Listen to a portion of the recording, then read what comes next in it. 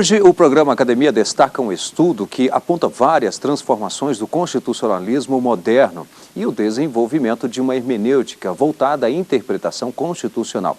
Ele também expõe os reflexos disso no exercício do controle de constitucionalidade realizado no Brasil, em especial pelo Supremo Tribunal Federal. O mestre e doutorando Douglas Zaidan de Carvalho é o autor desse estudo.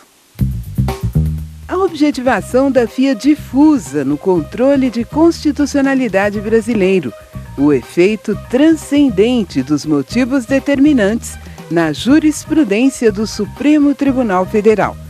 Dissertação apresentada ao programa de pós-graduação da Faculdade de Direito da Universidade Federal de Pernambuco, como requisito parcial para obtenção do título de mestre em Direito Constitucional.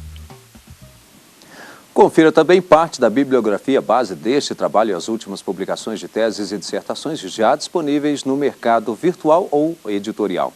Para debater a dissertação, convidamos Alexandre Araújo Costa, doutor em Direito pela Universidade de Brasília e professor do Instituto de Ciência Política da UNB, e Luiz Delori, mestre e doutor em Direito Processual Civil pela Universidade de São Paulo e mestre em Direito Constitucional pela Pontifícia Universidade Católica também de São Paulo, a quem quero aqui agradecer pela presença. Também, doutor Alexandre, muito obrigado pela presença, por aceitar o convite da TV X para participar do programa de hoje. E de forma não diferente, claro, além de cumprimentar, pedir já para que faça a apresentação do trabalho o professor Douglas Zaidan.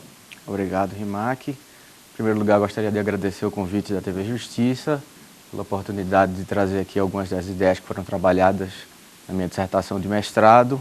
Agradecer também a presença do professor Alexandre Araújo Costa, do professor Luiz Delori, por terem aceitado o convite de vir debater e trazer, né, um pouco, expor de forma de forma talvez um pouco mais, de problematizar um pouco mais essas questões que foram trabalhadas na dissertação e que são, no meu entender, bastante relevantes para entender essas transformações do constitucionalismo no Brasil hoje.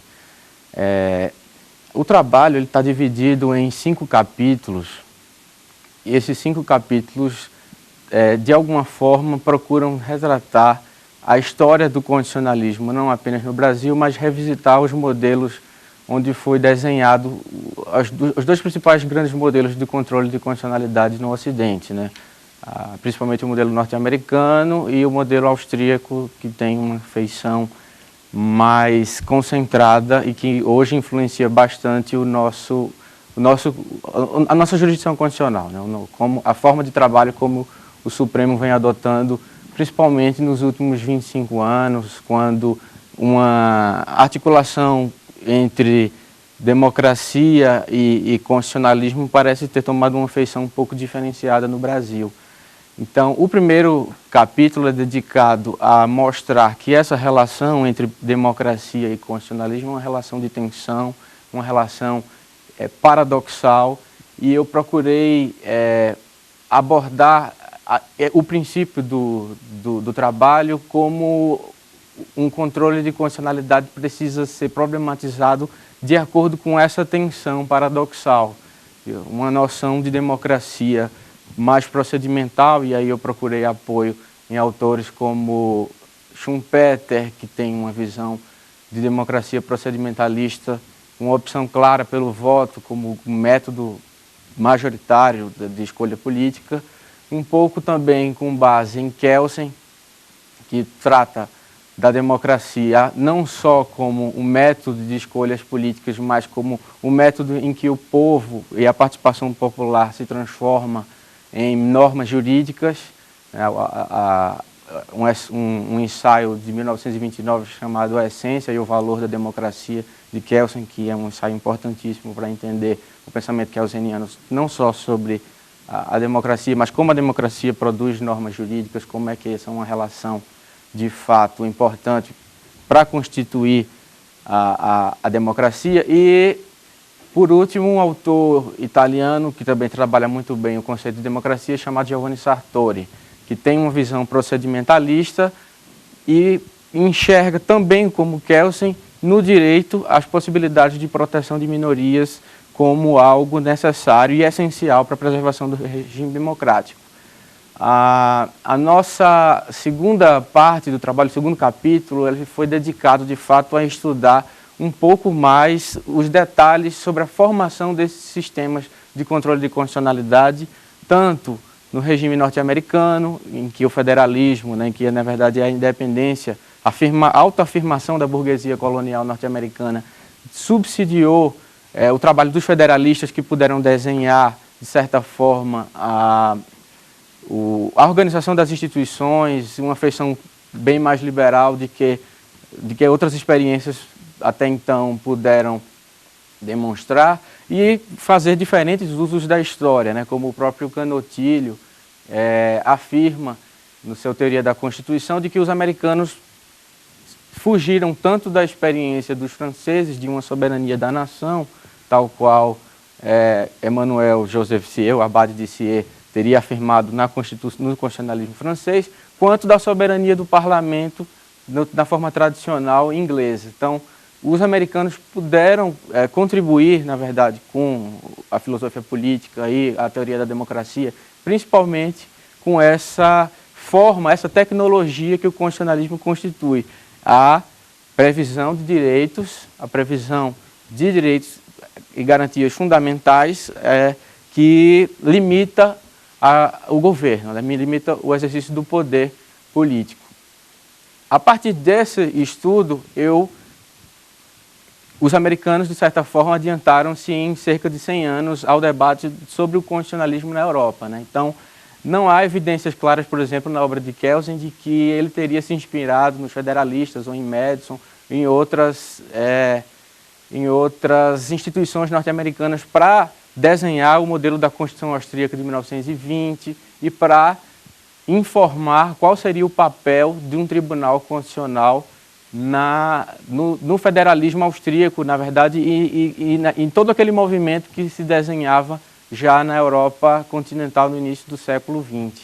Então, o Kelsen se apoia, de certa forma, em outros autores europeus para desenhar um modelo de tribunal constitucional também com várias relações sobre o federalismo, mas que tenha relação com a democracia de um aspecto mais normativo.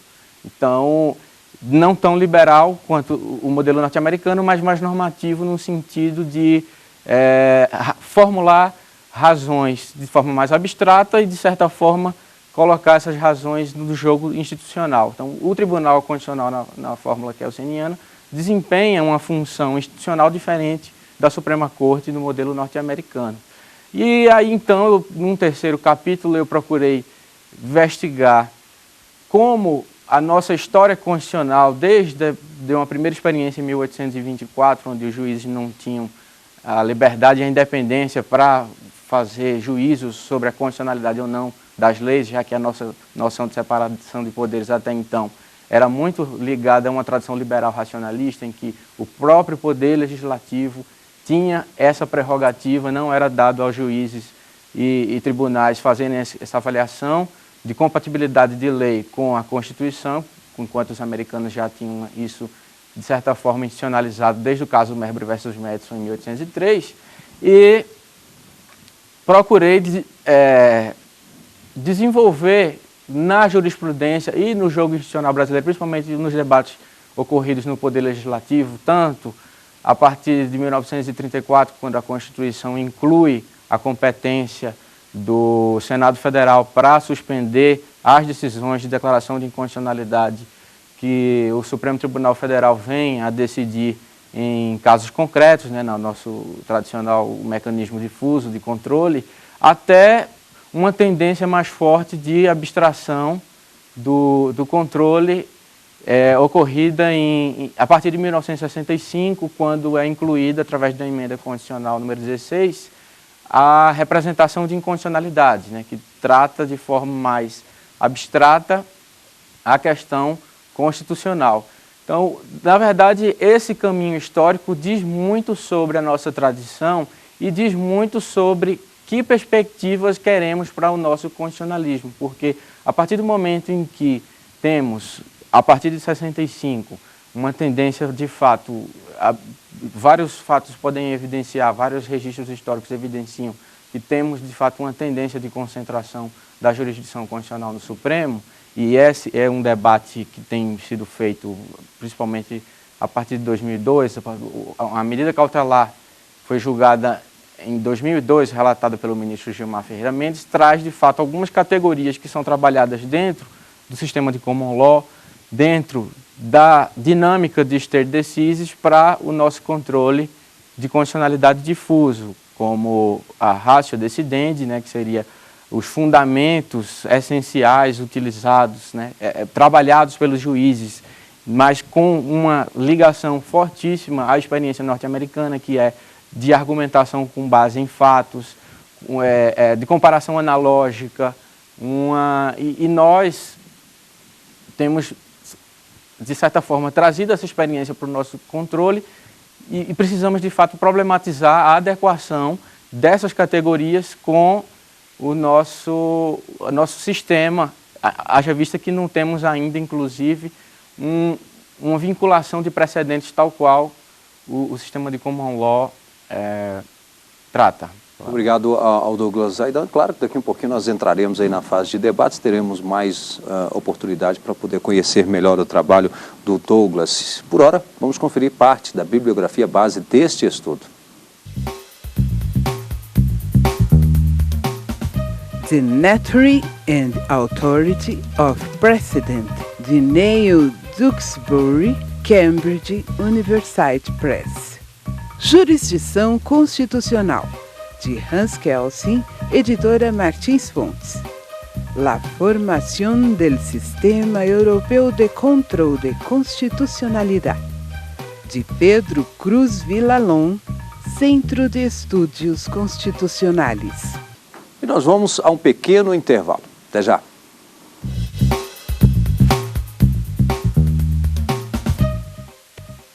E hoje o Academia debate a dissertação A Objetivação da Via Difusa no Controle de Constitucionalidade Brasileiro, o efeito transcendente dos motivos determinantes na jurisprudência do Supremo Tribunal Federal. O estudo é do mestre e doutorando Douglas Zaidan de Carvalho. Os convidados do programa são Alexandre Araújo Costa, doutor em Direito pela Universidade de Brasília e professor do Instituto de Ciência Política da UNB, e Luiz Delore, mestre e doutor em Direito Constitucional, Processual Civil pela Universidade de São Paulo e mestre em Direito Constitucional pela Pontifícia Universidade Católica de São Paulo. Antes de iniciarmos aqui o nosso debate, vamos conhecer algumas publicações de teses e dissertações que ganharam o mercado editorial ou o mundo virtual.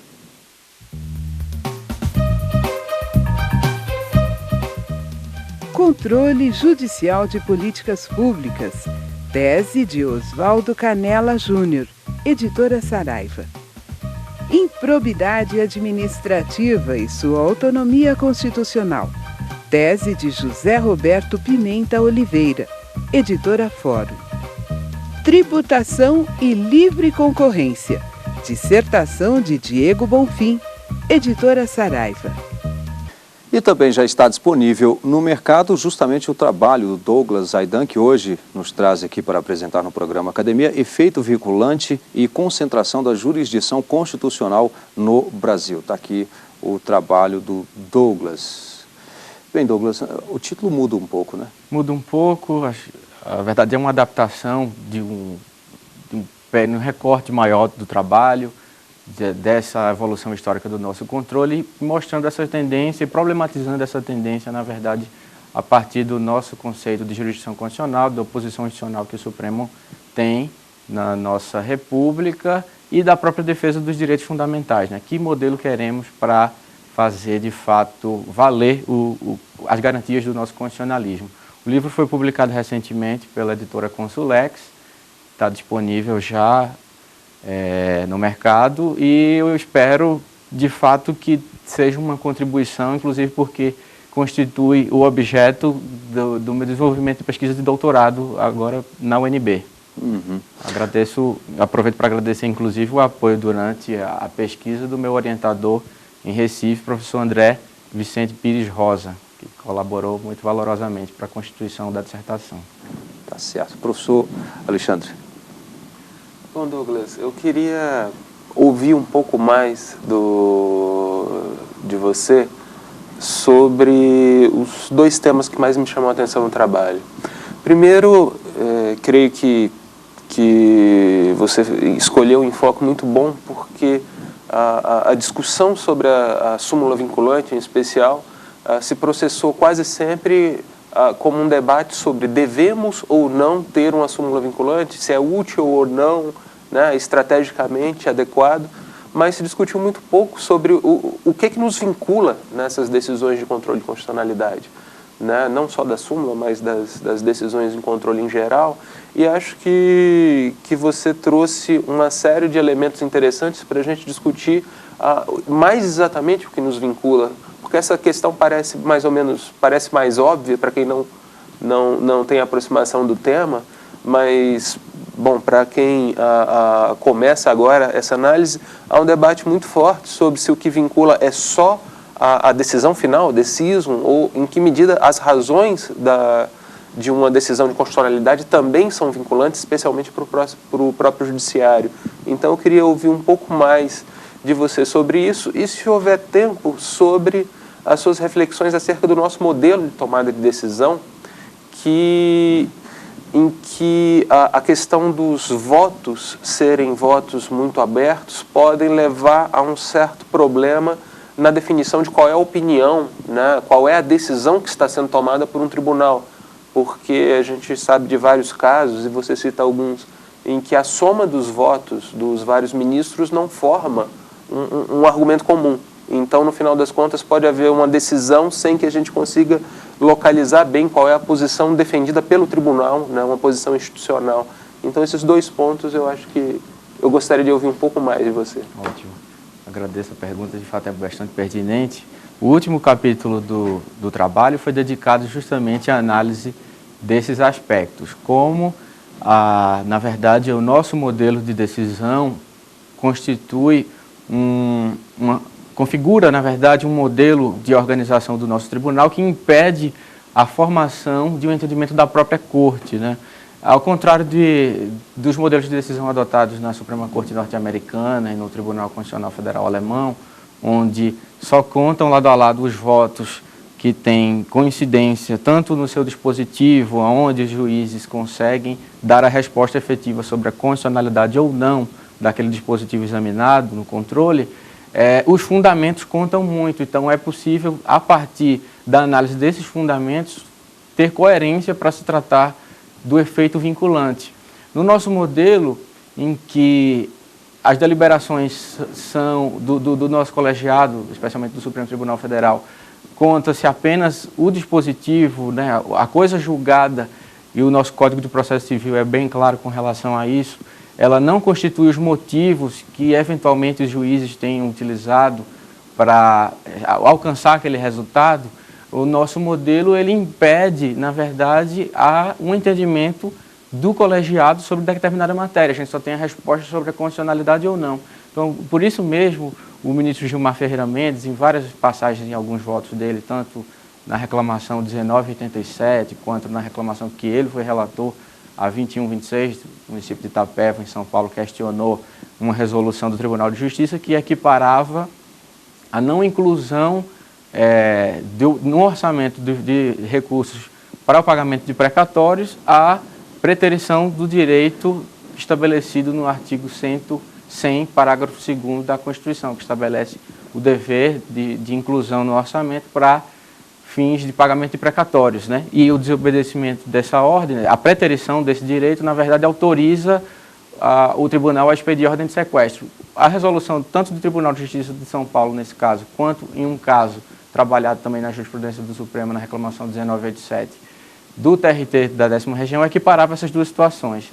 Ao equiparar essas duas situações, o Supremo se utilizou dos fundamentos trabalhados na ADI, Ação Direta de Inconstitucionalidade 1662, o que autorizaria, em tese, segundo o entendimento do ministro Gilmar, e ele resgata até uma parte histórica da participação dele no projeto de emenda constitucional de autoria do deputado Roberto Campos, era o projeto número 130 de 92, a utilizar os argumentos trabalhados na ADIM para julgar uma reclamação que, em tese, não teria o mesmo objeto. Então, há uma tentativa de ampliação do efeito vinculante. E essa não só com relação a reclamações e a ADINs, mas os próprios recursos extraordinários na visão do ministro Gilmar e do ministro Aros Grau, ao votarem na reclamação 4335, era esse, de que os motivos vinculantes, ainda que não constitutivos do resultado, eles possam servir de parâmetro para julgamento de constitucionalidade de outros casos. Então, há uma desvinculação, de fato, do objeto. Então, a pergunta, o que nos constitui, de fato? O enquadramento dogmático no Brasil é bastante difícil, porque a gente não tem, a nossa história não proporciona, na verdade, essa construção teórica de forma muito clara, e tratando-se de uma inovação, é uma inovação ainda que está sofrendo bastante restrições, tanto na doutrina quanto por boa parte da jurisprudência do Supremo Tribunal Federal. Ou seja, na decisão em si e não no contexto dela. Isso. Bom, professor Luiz Delório. Exato, prazer estar aqui. Douglas, parabéns pelo trabalho, parabéns pela exposição. Rimac, um prazer estar aqui também, professor Alexandre. É muito bom a gente poder debater no alto nível um tema extremamente importante como esse que a gente tem e está na ordem do dia, né? Nós pegamos a jurisprudência mais atual do Supremo e a gente vê ainda que não tem uma definição por completo.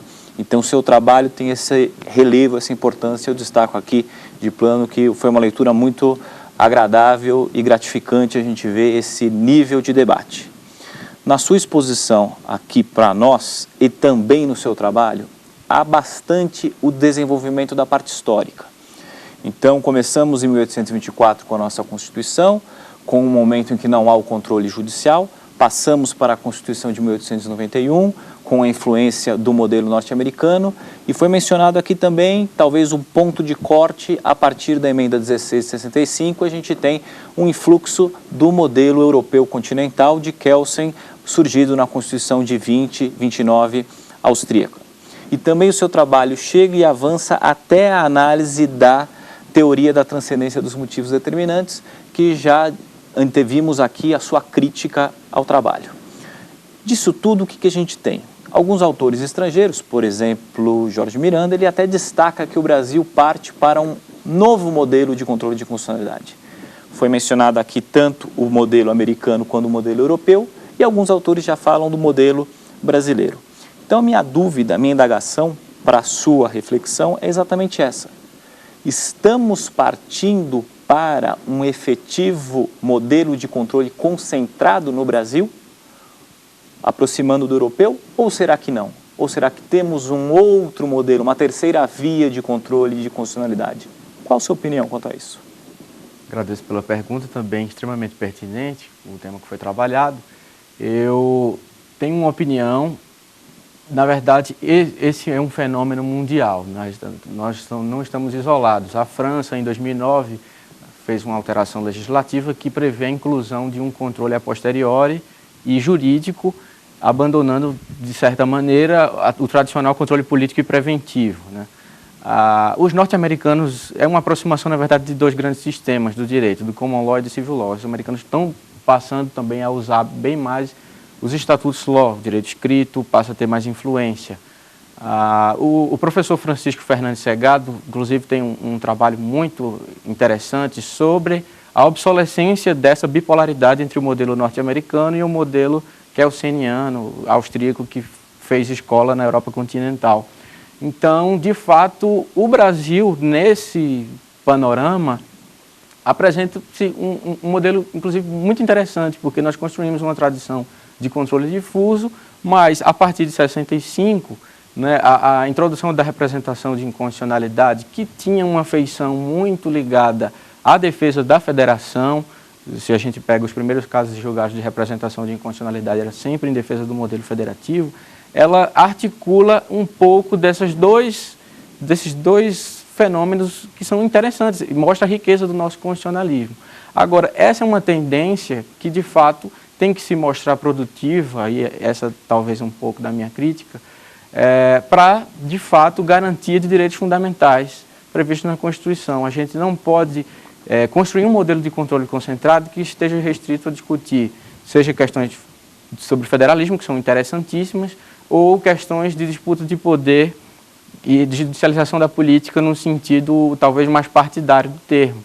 A gente precisa construir talvez um modelo que seja aberto e possa fazer com que o próprio tribunal reflita sobre as próprias razões. Ele precisa de um modelo de reflexividade da construção dessas razões, porque a partir da articulação da função jurídica do tribunal com uma função mais política, a legitimação me parece ter muita relação com a abertura que o tribunal tem às razões que não são construídas propriamente no seu ambiente, e sim no ambiente que o rodeia, um ambiente que é democrático. Bem, agradeço ao Douglas Aidan, que hoje nos trouxe o seu trabalho para ser apresentado aqui no programa Academia, também ao professor Alexandre Araújo, muito obrigado, professor Luiz Delore, também os nossos agradecimentos. E lembro que você pode participar do Academia, para isso é fácil, basta trazer o seu trabalho para ser debatido aqui por meio do nosso endereço eletrônico. Anote aí, academia@stf.jus.br, e nós entraremos em contato. Você manda aí o título do seu trabalho, um currículo, e nós entraremos em contato. Obrigado e até o próximo encontro.